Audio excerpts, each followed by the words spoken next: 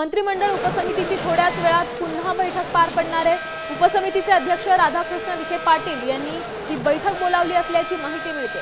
मराठा समाजाच्या मागण्यांवर तोडगा काढण्यासाठी ही चर्चा होणार असल्याची देखील माहिती आहे। त्यामुळे ही बैठक आज पुन्हा होणार आहे। त्यामुळे या बैठकीमध्ये या आरक्षणाबाबत काही तोडगा निघतो का तेच पाहणं महत्त्वाचं ठरणार आहे, कारण आरक्षणाचा आंदोलनाचा आज तिसरा दिवस आहे। या संदर्भात अधिकची माहिती देत आहेत आपले प्रतिनिधी गणेश कवडे। गणेश, काय सांगाल, आज पुन्हा बैठक पार पडणार आहे, काही तोडगा निघू शकतोय का?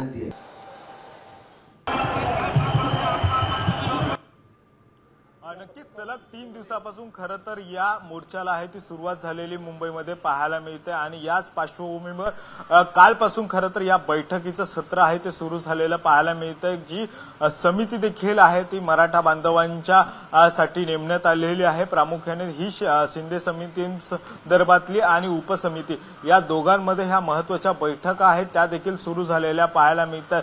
काल देखील शासनाचे 2 सदस्य जाऊन मनोज जरांगे पाटील यांची भेट घेतली कारण आणि त्यानंतर मनोज जरांगे पाटील यांनी देखील काही अटी नव्याने आहेत त्या खरं तर मांडलेल्या पाहायला मिळतात आणि याच अटींसंदर्भामध्ये आज पुन्हा एकदा ही बैठक आहे ते राधाकृष्ण विखे पाटील यांच्या बंगल्यावर पार पडते आणि याच बैठकीनंतरून आता यातून तरी देखील आहे तो तोडगा निघतो का हे देखील पाहणं गरजेचं आहे, कारण की काल झालेल्या बैठकीनंतर सुद्धा राधाकृष्ण विखे पाटील यांनी मुख्यमंत्री देवेंद्र फडणवीस यांची देखील भेट घेतलेली आहे आणि या भेटीमध्ये देखील आहे ते आंदोलन कशा पद्धतीने थांबवता येईल या संदर्भामध्ये सकारात्मक चर्चा झाल्याचं सूत्रांकडून माहिती मिळते। त्यामुळे आजच्या या उपसमिती आणि शिंदे समिती यांच्यामध्ये होणाऱ्या बैठकीनंतरून देखील या सगळ्या संदर्भामध्ये कशा पद्धतीने मनोज जरांगे पाटील यांच्या सकारात्मक बैठकीवर चर्चा होते आणि त्यानंतर मनोज जरांगे पाटील ही झालेल्या बैठकीतल्या चर्चेनंतरून यांच्या समोर देखील एक शिष्टमंडळ आज पुन्हा एकदा जाऊन आहेत या सगळ्या संदर्भात। आता isakal.com आहे